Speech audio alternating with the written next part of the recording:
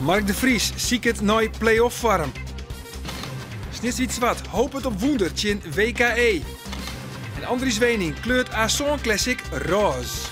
Jong, dit is de Frieske Sport in Boppenslag.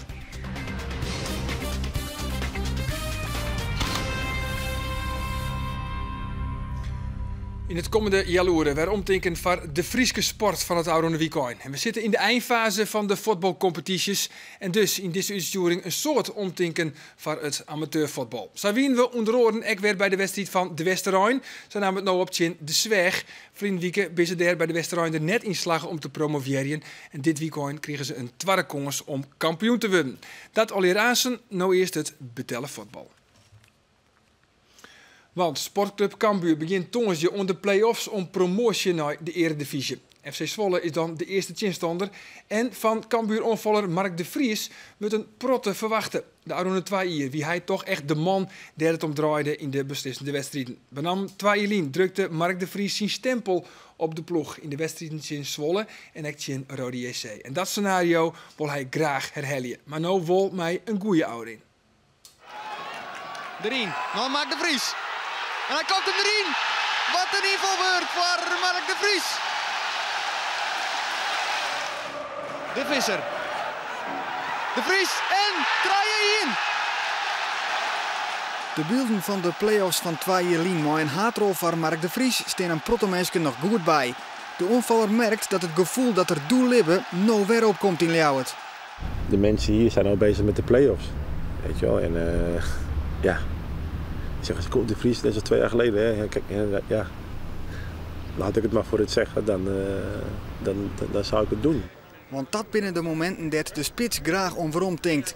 Het lijkt erop dat de Vries correct op tijd voor de play-offs weer in vorm rekt. Want zo'n de winterstop gaat het niveau stadig gewoon omheen. De eerste seizoenshelte wil de Vries dan ook zo gauw mogelijk vierten. Want voor de winterstop scoorde hij maar 1 keer. Ja, daar kan ik heel kort over zijn eigenlijk. Het is, vanaf augustus tot januari is dat eigenlijk dramatisch geweest. Ik kwam uit een blessure en dan was ik alweer op weg naar de volgende. Dus dat was heel erg zuur eigenlijk. In de tweede seizoenshelte gaat het onmerkelijk beter. De Vries komt tot 12 goals, maar toch is hij nog net tevreden. Eerlijk gezegd ben ik nu wel fit, alleen heb ik nog niet de vorm. En dat is ook duidelijk. Ik bedoel, zo eerlijk moet je ook zijn. En, kijk, natuurlijk wordt een spits afgerekend op zijn doelpunten. En als ze dat gaan doen over het laatste half jaar, nou ja, dan heb ik een goed half jaar gehad. Ja, dat klopt. Maar als je dieper gaat kijken naar mijn spel, ja, daar ben ik lang niet tevreden over. Dat kleine stukje, ik weet niet, misschien moet ik een keertje 3 man uitspelen of zo. Dat ik denk, oh ja, zie je wel, ik kan het weer. En dat het dan weer komt, of dat het er dan weer is. Maar het is niet tastbaar. Het is niet tastbaar. Ook al is hij nog net in topvorm, de Vries speelt binnen de selectie wel een wichtige rol. Hij is een echte sfeermaker. Dit bijgelijks is zijn reactie op de nije hagelwitte squon van Sandor van der Heijden. Hij ziet het om een zinnebril en vreeg het om Van der Heijden bij Water Nowhere een wit voetje helle had.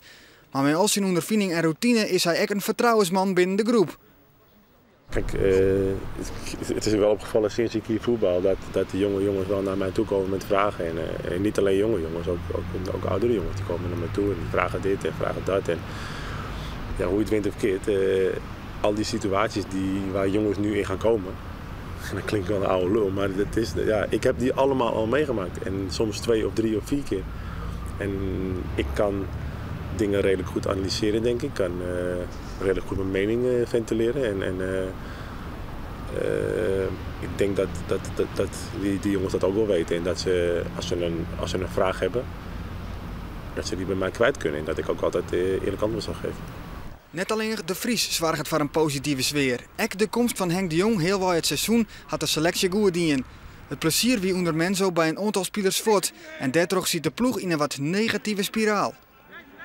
Ja, oké, maar je moet ook kijken waardoor dat plezier weg was. Hè. Ik ga er ook niet te veel op in hoor, maar dat plezier dat was ook om een bepaalde reden weg. En ja, dat was te lezen vanaf sommige gezichten, denk ik. En frustratie was ook bij sommige spelers misschien duidelijk. En Ja, dat is weg. Daar heeft Henk ook voor gezorgd. Natuurlijk ook samen met Fons. Maar Henk is daar wel heel belangrijk in geweest de laatste maanden. Ja, dat is een positieve bijdrage geweest. De spits zocht mooi een protte vertrouwen vooruit naar de play-offs van dit jaar. Eerst Zwolle en dan VVV of Volendam. Het binnen maar 4 wedstrijden die het historisch worden kennen. Deze wedstrijden vergeet je nooit meer. Snap je? En hier zal iedereen van genieten. En over 10 jaar nog over praten waarschijnlijk. En vooral als je hem wint, zou het helemaal fantastisch zijn natuurlijk. Dan ga je... Ja, Sander die kan het altijd mooi vertellen, want die heeft het een keer meegemaakt, Sander van der Heijden. En die zegt, als je hier gewoon kampioen wordt of als je hier daar promoveert, dan heb je eeuwige roem. Dan zullen ze je nooit vergeten. Ja, dat wil ik wel een keer meemaken. Het zou een bekroning wezen op de carrière van Mark de Vries. Want met zijn 34 jaar is hij de jongste net meer en hij had nooit dit seizoen nog maar een contract voor 1 jaar. Zijn Oski zit er dus min of meer aan te komen. Ja, als je het theoretisch bekijkt, is dit mijn laatste kans om volgend jaar in de Eredivisie te voetballen. Omdat na volgend jaar is mijn contract afgelopen. En ik weet niet of ze het verlengen. Dat is nu de koffiedik kijken. Maar het zou wel mooi zijn als we nu kampioen, of als we nu zouden halen en dan volgend jaar nog een jaar in de Eredivisie. En dan met lijstbehoud of met Europees voetbal in de Eredivisie gewoon afsluiten of zo. Het zou wel leuk zijn. Ja, en wil je nog meer zien van dit interview? Het volsluine peteer met Mark de Vries zit ik op internet omroepfriesland.nl. En tonsje, dan begint Cambuur met een thuiswedstrijd tegen FC Zwolle. En die wedstrijd begint dan om 8 uur en je hoort hier ontdol niet te missen bij Omroep Friesland.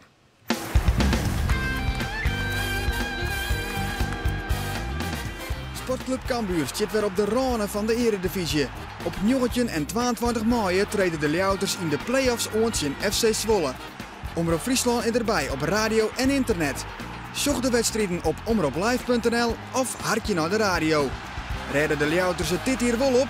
Volg je het bij Omroep Friesland. Ja, dat is tongetje. Maar nou eerst het amateurvoetbal. Want een paar weken liep het erop dat de voetballers van Snitswietswat streekjocht degraderen uit de haatklasse Wooi. Maar het kan raar rinnen in het voetbal. Want 3 wedstrijden op Riegen waren er woen. En snel moest het in de laatste competitiewedstrijd van het seizoen opnemen tegen WKE. Winst is in elk geval noodzakelijk om het verblijf in de haatklasse mogelijk maar een jaar te verlengen. En oors wordt het nijcompetitie. Snitswietswat hier juist net meer in eigen hand. De opdracht is simpel. Winnen van WKE en hoop je dat Hoge Zand of MRC Meppel punten laten zoenen. WKE is al wist van promotiewedstrijden en dus liggen de kansen. Zij zitten met na-competitie en ze hebben afgelopen donderdag gespeeld. En hebben ze ook volgas tegen Bekwik gegeven voor de beker. Dus ja, daar moeten we van profiteren. We moeten scherp en fanatiek erbovenop. Dan kunnen we het moeilijk maken. Dat hebben we daar ook gedaan. Dus, Ja, ik zeg je wel, je hebt net helemaal in eigen hand, maar je kent er zelf wel een brood bij hoor. Ja, nou ja, als je gewoon vandaag wint. Ja, en dan is het afwachten wat er op andere velden gebeurt. Ja, dus, en dan hebben wij alles eraan gedaan. Snitswietswat luts fel van leer en WKE voelt het wel goed. Een protebare spelers krijgen rest. Onval van de Snitsers en dan komt er de kopkans voor Freek de Jong, maar hij jocht het niet op de goal. Opvallend wie wel in die beginfase dat alles oer de linkerkant ging. Hier de paas op Ramon Giro Batalla. Maar dan luidt keeper Jansen nog in het paard. Maar de Snitsers houden goed druk. En WKE zakt het in en zakt het in. Wieber een Visser hier, mooi het oerzicht. Hij ziet het en sjocht Ramon Giro Batalla. En die maakt het op schitterende wijze die je werk. 10 minuten in de wedstrijd, 1-0 voor Snits. Nog eens het stiftje oer de keeper heen en dan is die kans lees. Snits op voorsprong staat het mat. 4 minuten later een Soko mooi de paas op Ramon Giro Batalla. En het is haast een kopie van de eerste goal. En dan staat het al 2-0. Nog een kwartier spelen de Snitsers dus op rozen.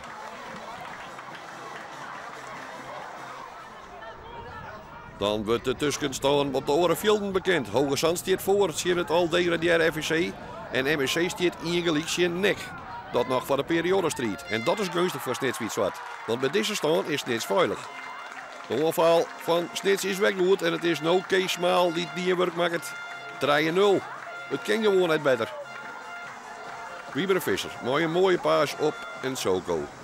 Prachtige controle. En dan zien vastzit op Kevin Huytema, die is subliem, maar Huytema mist en daar ook nog de misser van Kees Smaal. Bloot het 3-0 en dat is echt de rest aan. Hogersand die staat dan bij rest al maar 4-4 voor. En dus is alleen de wedstrijd van MSC nog van belang. En daar is het nog 1-1. Balverlies van WK en een paas op Ramon Zieren betalen en die maakt het weer af, zien treden. En dat betekent 4-0 van Snits. Laat alle helletje in één keer uit en daar schrikt de keeper van. Bal gaat naar de hoeken en hij is daarbij kansloos. We schreeuwen 4 minuten later als Snits wat gas waarom neemt. En WK maar een sparse aanval komt. En dan staat Paul Weerman daar helemaal vrij bij de tweede peel. Voor de statistieken 4-1.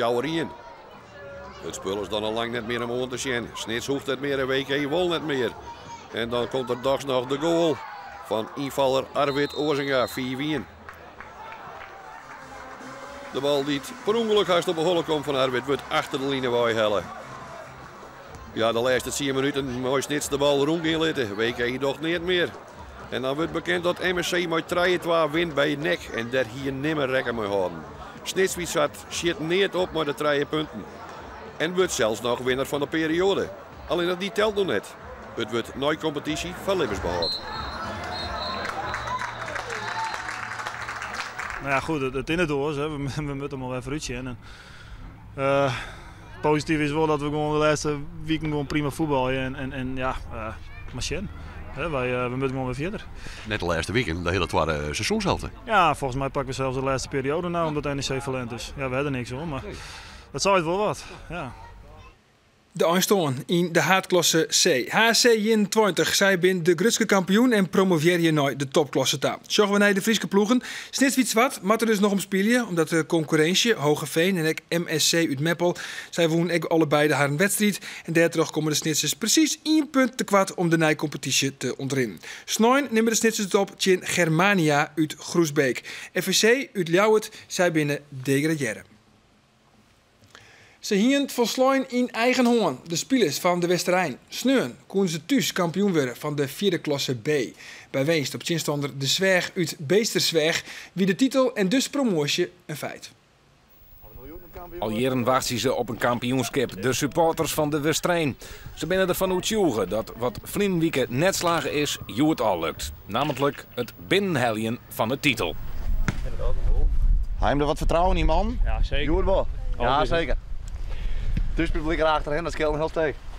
En nog heel wat verdiend, dus dan moet het goed komen dat. Vraag is wat trainer Jasper van der Veen er ondien had om zijn ploeg, een jonge ploeg, restig te houden. Want bij Noord-Burgum kon het kampioenschap vriend week al binnenhellen worden, maar de Westerijn kon de spanning doen net aan. Nou, wij hadden vooral in de ontspanning het zocht en net een volle druk op de groep lezen en vooral heel taakbewust bezig geweest. Ja, vorige week hadden we het eigenlijk een beetje laten zitten in het teamgebeuren. Ja, we zakten eigenlijk een beetje door het ijs door de taken die we eigenlijk net uitvoeren. De eerste helft, de tweede helft doen we dat ook beter. Nou, en daar hebben we eigenlijk op getraind. Dus met name hoe gaan we om met druk en hoe gaan we om met taak. Wienen we er vliegen weken in de kleedkamer nog bij met uw camera. Deze keer wil de trainers in ploeg op geen enkele wijze aanleiden litten. We pakken het op in de 5e minuut van de eerste helft. De vrije trap is van de Zwerg. Het baltje breed wordt lijn op Ernst Siegert en die jouwt de bal voor. Keeper Kleefstra die zei zien zijn verdedigers, de bal is van mij, maar hij zit er compleet naast. En Sakin Wietse Boonstra wil heel makkelijk binnen tikken. 1-0 voor de Zwerg. Wat een flater van die keeper. Van der Veen die zocht de spanning bij zijn ploeg. Maar gaandeweg de eerste helft begint de Westerijn dan toch de wedstrijd te controleren. En dan komen Konskes. Pieter Dijkstra kan die bal binnenhouden. Gaat zijn mandje voorbij en ja, dat schot is vanzelfs te slap. Het zal worden rond de 34e minuut, maar dan is het eindelijk bingo. Harry van der Veen. Met de bal op Dirk van der Wal. Die docht een goede passeerbeweging. En dan zien vastzet. Die wordt in eerste instantie nog keert. Maar daar is Pieter Dijkstra 1-1. En dat bloot het hek in de eerste helte. Staan bij het skof dus gelijk. En dan is de taak om Van der Veen om wat spanning bij zijn ploeg voor te helpen. Want die spanning die is duidelijk te vernemen.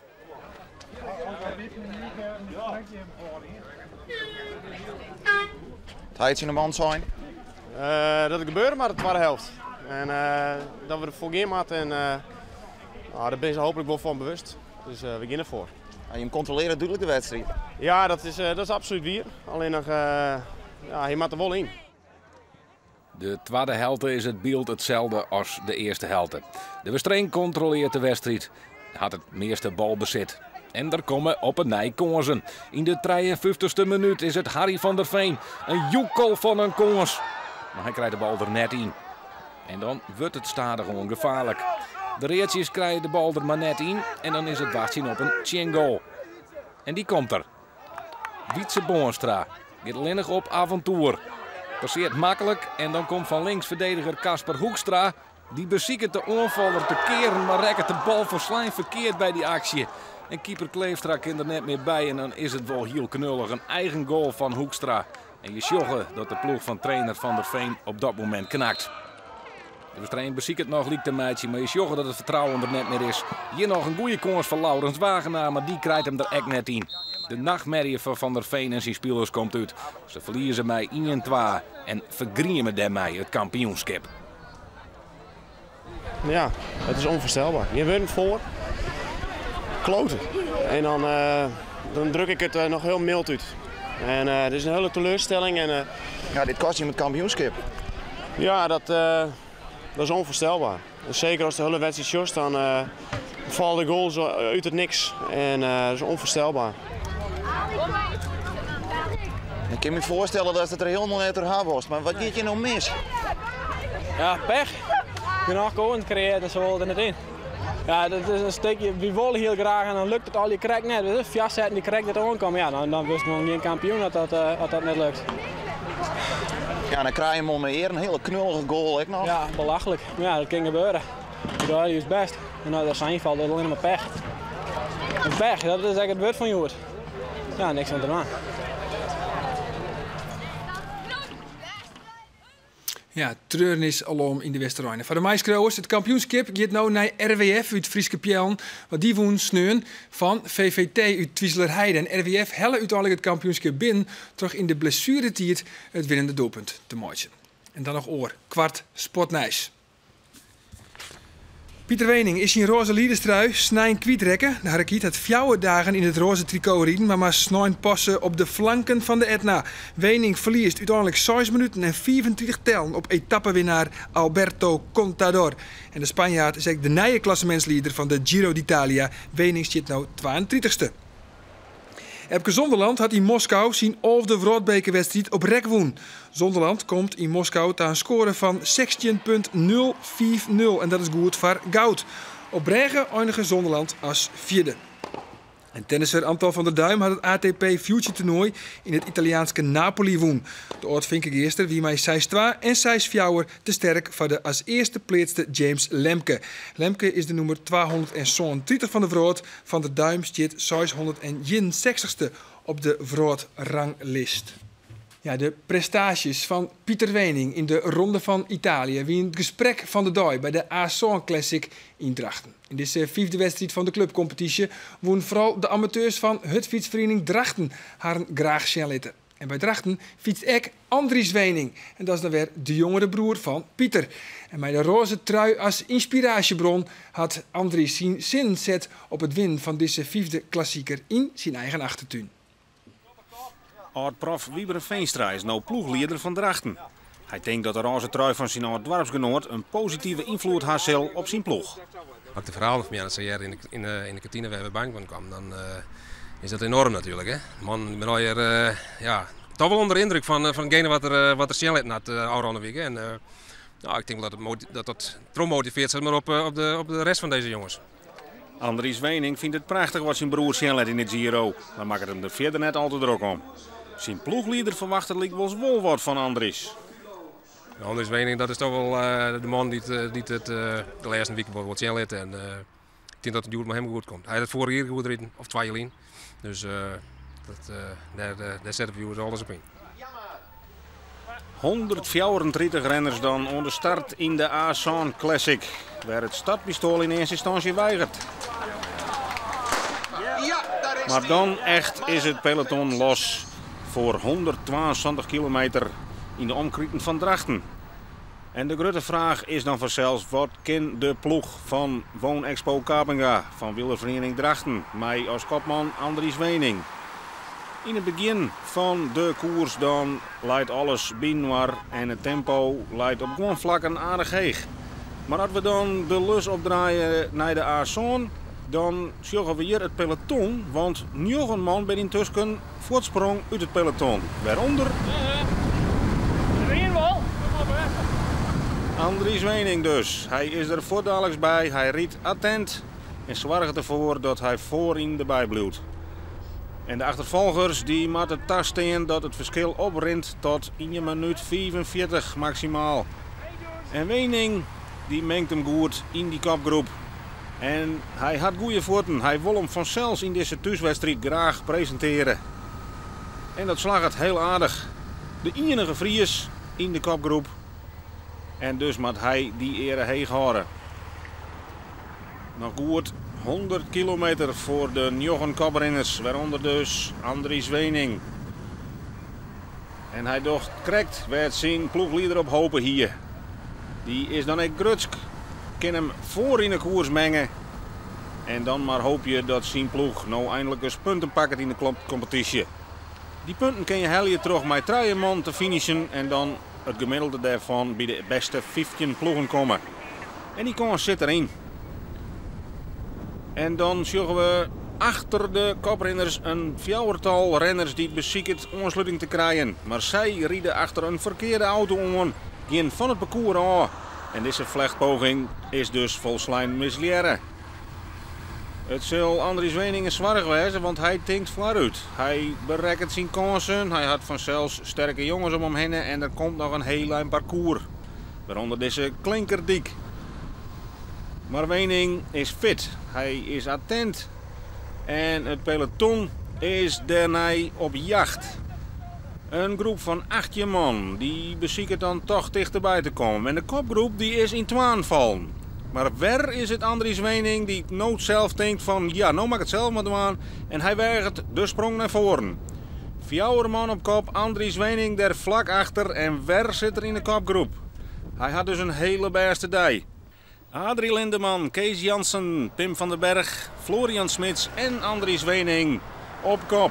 Maar het peloton nadert. Het verschil is beneden de 30 seconden. We gaan naar de absolute climax staan. 5 man vooruit.